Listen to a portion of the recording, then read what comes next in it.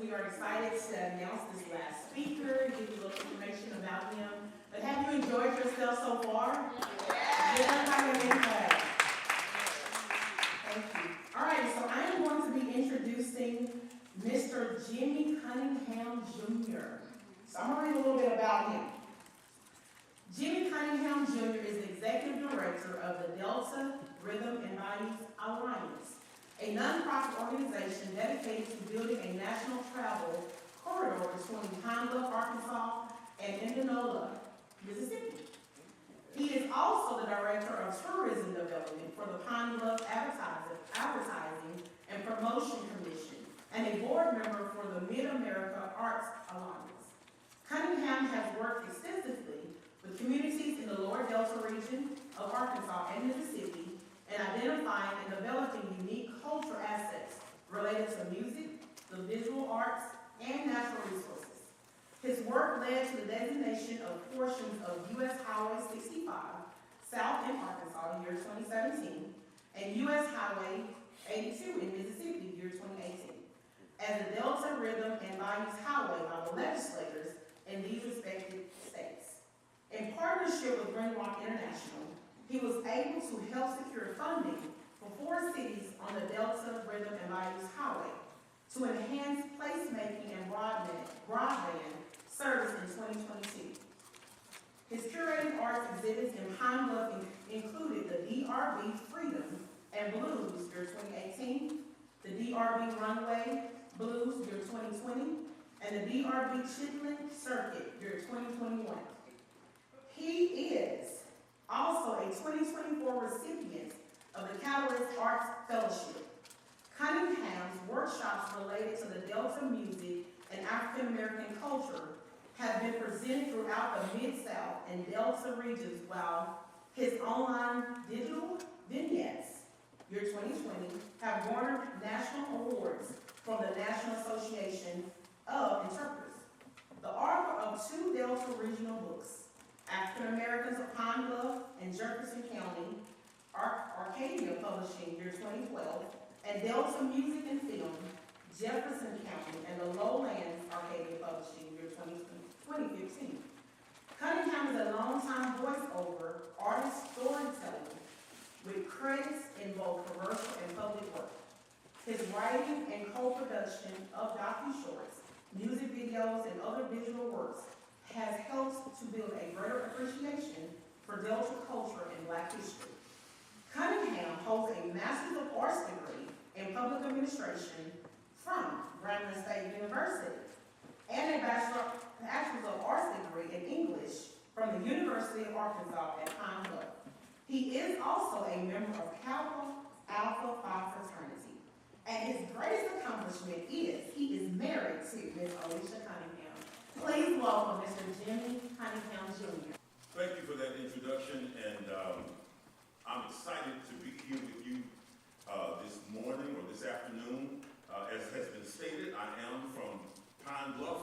I am battle dipped in the sauces of Jefferson County, straight from the Delta, and we bring you greetings from the Delta here in Little Rock as we talk about one of our outstanding heroes. I should say, parenthetically, that we're going to be celebrating many of those heroes as we build out the Delta Rhythm and Bayous Cultural District in Pine Bluff, Arkansas. That we have broken ground, and that project will take us anywhere from 5 to 7 years, but upon completion, we will have the largest outdoor gallery dedicated to Delta music and culture in the country. And so the hero that we will be talking about today will also be a part of that group of individuals recognized and those various historical forces that will be recognized. And so let's go ahead and jump right on in to our presentation. We're here to talk about the Baron of Black Wall Street, O.W. Gurley. Just as Just a point of reference for my audience here. How many of you have ever heard of O.W. Gurley? If you could just a show of hands. 1, 2, 1, 2. All right. So this is new. This is going to be new information. I like that. Because if you already knew, I could just 5 minutes and we out of here. But I just warm up with 5 minutes normally, especially if I know the audience is, they need to get the gospel kind of look. So we're going to bring it here. We're going to be talking about Mr. Gurley, and you will learn more and more. And I will also place emphasis on context as well. Mr. Gurley was born in Huntsville, Alabama. So he was a year after slavery. His family moved to Pine Bluff about the 1870s, and you have to understand there was a big movement from people who had been in the old South to what was considered the New South. So places like Georgia, North Carolina, South Carolina, Alabama, those folks that were looking for freedom and had been under the constraints of an old system were looking for the promised land. And many of those folks landed in Arkansas, in Texas, and in the Mississippi Delta, which yet had to be cleared because of its swamps in the same fashion as Arkansas. So you had this big movement that was going on, and scores of people ended up coming to Pine Bluff and to Little Rock and throughout the state as a result. Gurley enrolled at Branch Normal College, which is the University of Arkansas at Pine Bluff. My alma mater, I bleed black and gold. And he studied under the founder of Branch Normal College, which was Joseph Corbett. His mentor and mentee, 7 languages, a genius in math, and the former state superintendent of education for the state. So he was solid under a powerful influence. He graduated from A&M, or around Branch Normal College in the 1880s, and by 1888, he is married to Emma Watson. He meets Emma. She is the perfect match. She ends up having many of the same kinds of priorities that he does. And this union is a powerful one because they are about to go on an incredible journey. I want to put this into context. It's important for you to understand. This is the 2 things that I want to share with you are 2 forces in Pine Bluff that are critical elements of our story. On the one hand, what we know Gurley saw before he left was the beginning of this incredible economic engine that was building and growing and moving in Pine Bluff. So incredible that from 10 years out, so by 1899, 10 years after Gurley left, the great sociologist W.E.B. Du Bois conducted a study of African American businesses in the South. He looked at 14 cities in the South and 4 or 5 in the North. He was doing this for a Black Expo they were having, and they wanted information about this kind of wealth that was growing. What they discovered in this was that of all those studied, and he went through the main cities in the South, and some of the smaller ones, but Pine Bluff, Arkansas had the 4th highest per capita of Black wealth in that study. That is how powerful that city was. Over 200 Black businesses in the city of Pine Bluff. Now, let's stop for a minute, because that by itself is powerful. But we just had a track presentation, a presentation by Mr. Herndon, and then we also know that Macy is also in track. Macy, you were in track, right? No, you were around track, right? You're a referee, and you're working on a track book now, correct? If I said a runner did the 100-yard dash in 11 seconds,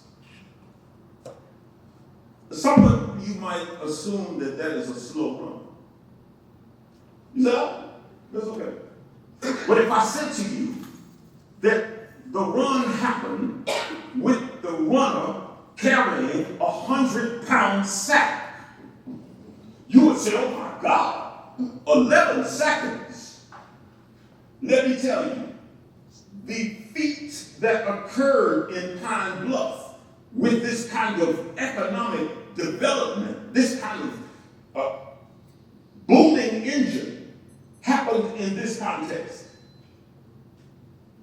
In the midst of the most atrocious lynchings in the state and in the country, at the same time, during the same period, that this business acumen was being born and reflected. Pine Bluff had, number one, the largest mass lynching by hanging in U.S. history. In 1866, 24 men, women, and children were lynched.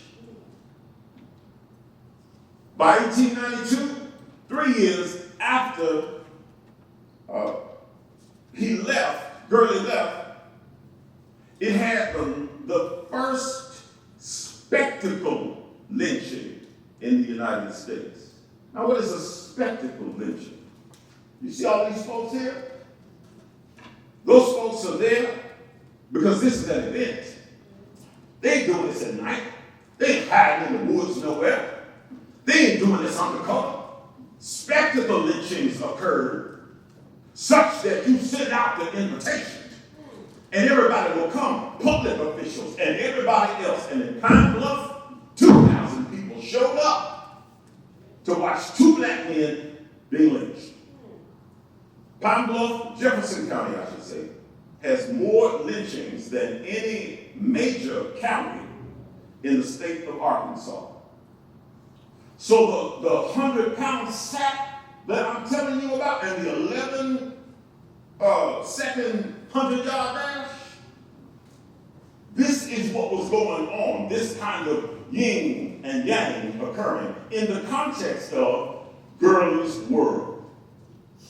So the rumblings of all these things were going on, the development of the economic engine, the lynchings began in 1889. But Gurley leaves. And he left because Oklahoma had a land run in 1889. 50,000 people showed up. And basically, all you had to do was get your horse or get your legs ready. They put you at a spot, literally, and said, go. And for miles ahead, you ran and you claimed your land. O.W. Gurley and Emma Gurley claimed their land after he ran 50 miles to get his parcel, 40 miles to get his 50-acre parcel. He stays in Oklahoma, Perry, Oklahoma for a period of time, and then oil is discovered in Tulsa. And hordes of people begin to flow into Oklahoma, particularly black people, because as I mentioned before, we were moving after slavery into the New South, looking for paradise.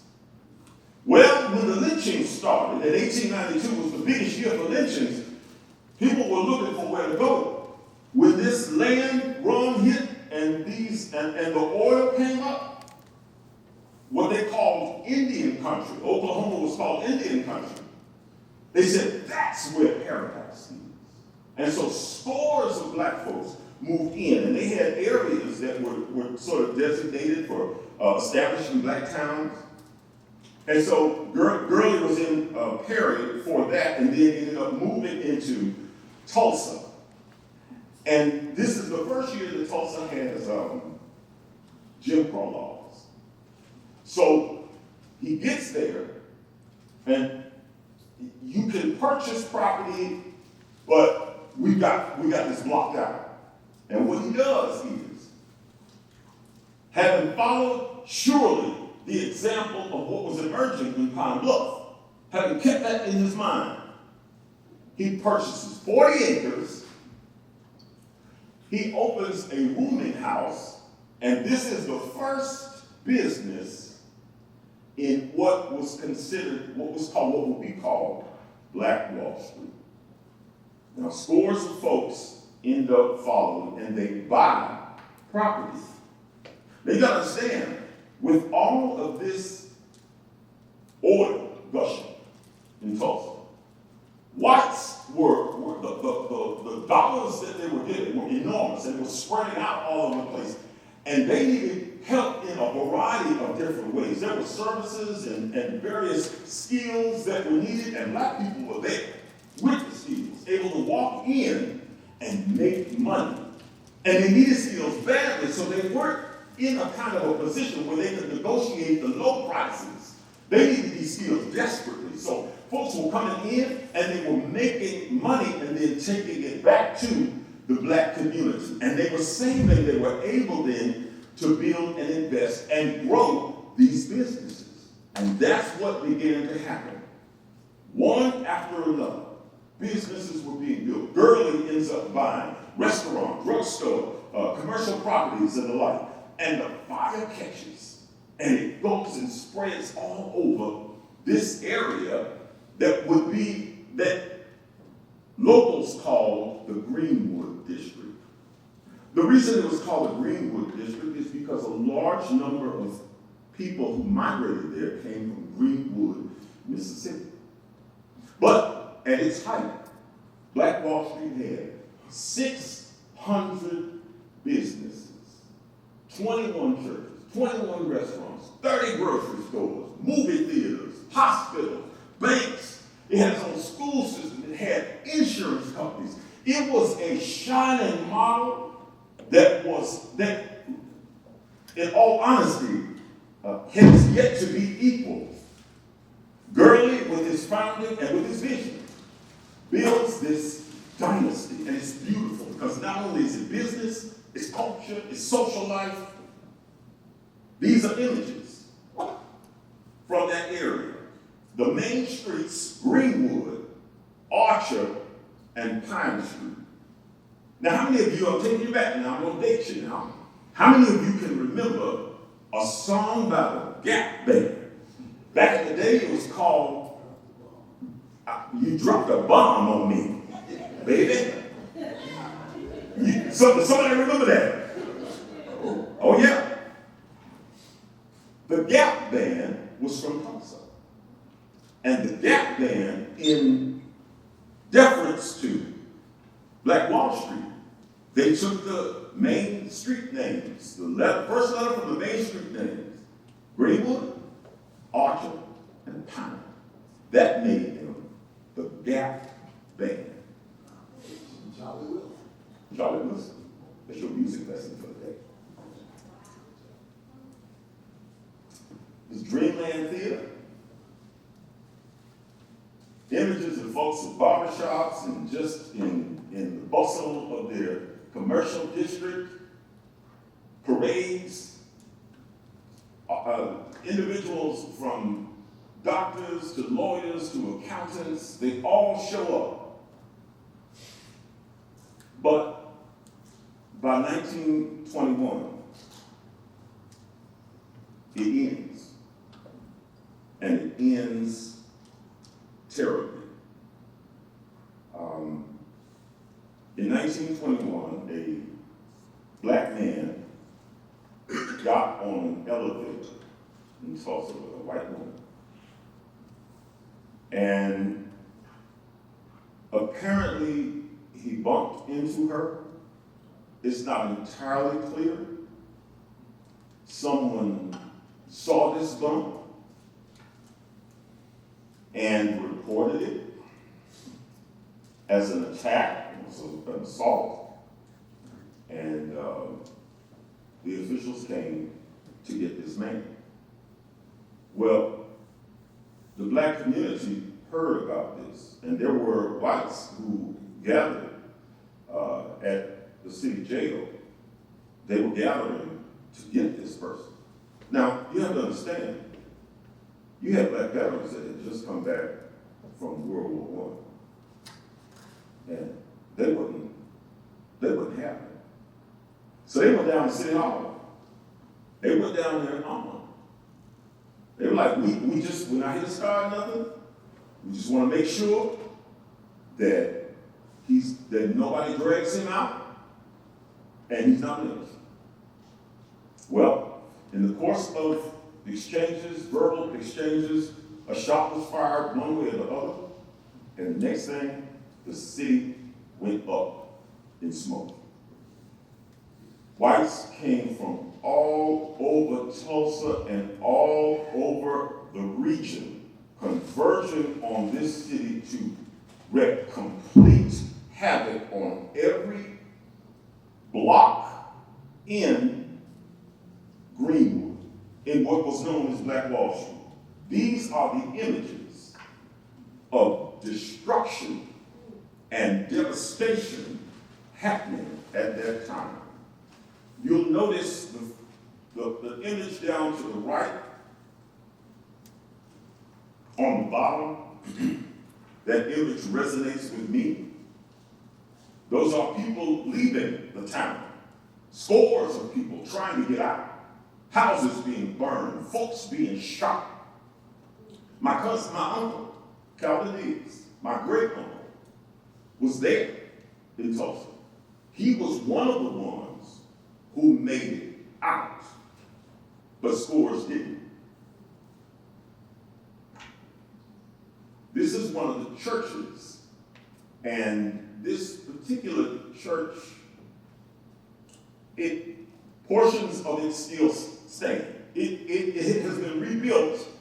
The basement is there that was used at the time where folks were hiding.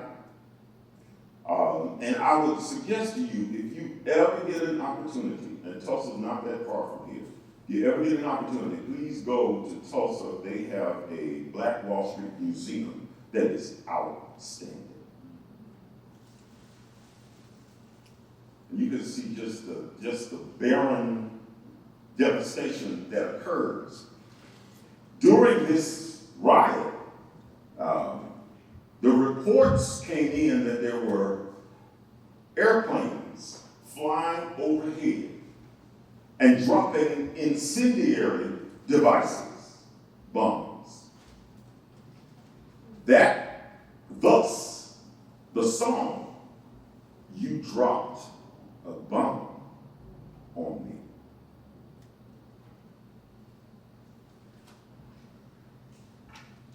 O.W. Gurley and all of the founders of Black Wall Street, they lose their land, their property.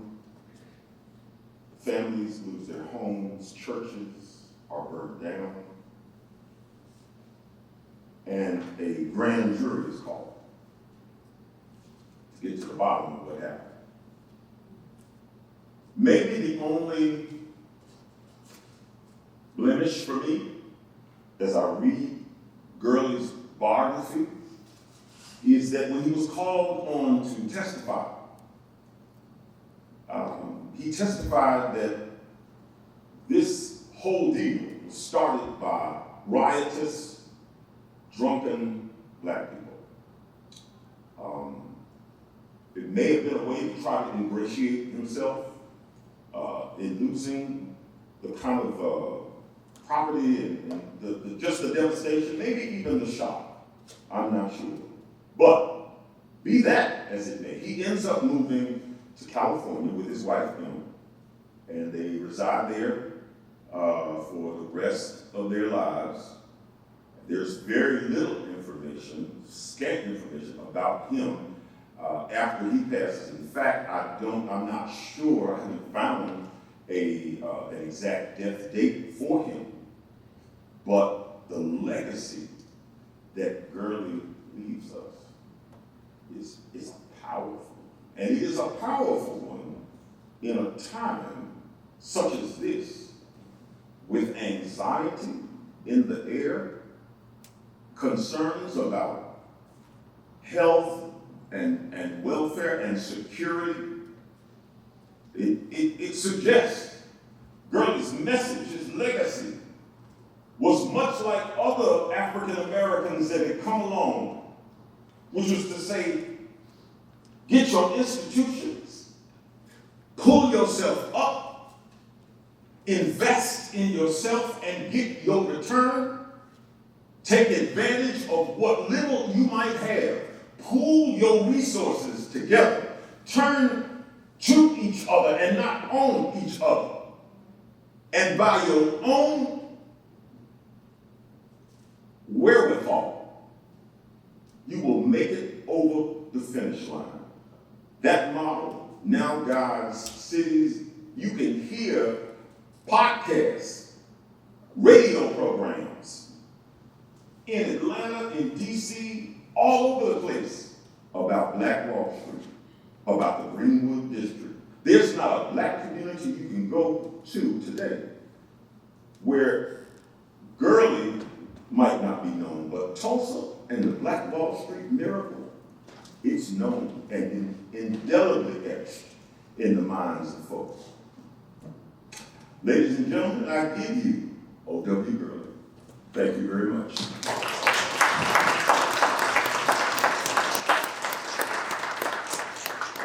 Now, if you have any questions, I'll be happy to answer them.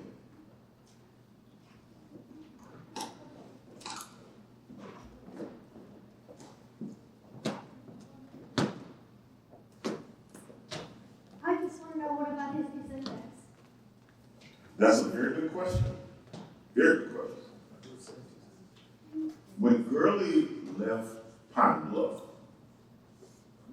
Gurley had numerous relatives in Pine Bluff still. I looked at the census data, and the census showed a large number of Gurleys in the same census tract where he was found in 1880 in Pine Bluff. I was told that there is a Gurley that lives on the outskirts of Pine Bluff. Now, I have not met that person, but I was pleased to find that there was a trail in Arkansas for many, many years that still existed. Any other questions? There's a question right here.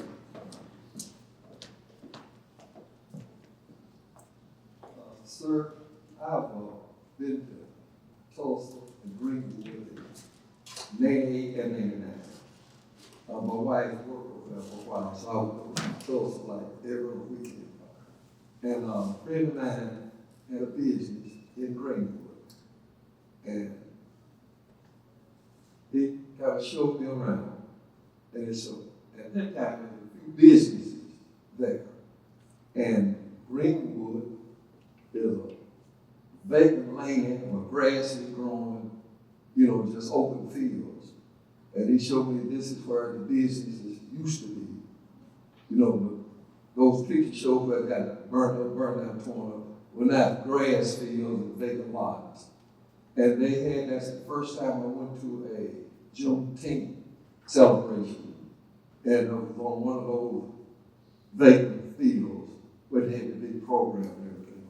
So I have been to Greenwood. I don't know if you've been there, but it's where the businesses used to be. It's just open fields and land and some streets running through it, but it's open fields right now. I was there last year, and last year they had a section. They got What occurred after this tragedy is that by the 40s, they began to rebuild. They were rebuilding this area. But the area got devastated by one more blow, and that was urban renewal, as it did in cities across the country. They built roads, highway systems through the area, which devastated the areas and drained off many of the businesses. Now, if you go to the corner of Greenwood and Archer today, there are businesses all around that area. They have built up some since 88, 89. So you get a sense that there's something special about the place. But the church is really where you want to go there, because that's the building you can step into the same structure that people were in that time period and almost feel, just that rhythm and that flow in that place. If no more questions, ladies and gentlemen, thank you very much, and God bless you.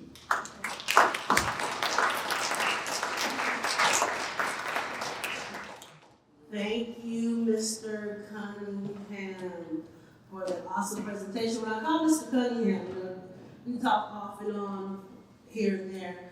And when I was asking him, I was searching for some speakers. And I said, I'm looking for some speakers. And he got to tell me, he said, you know what?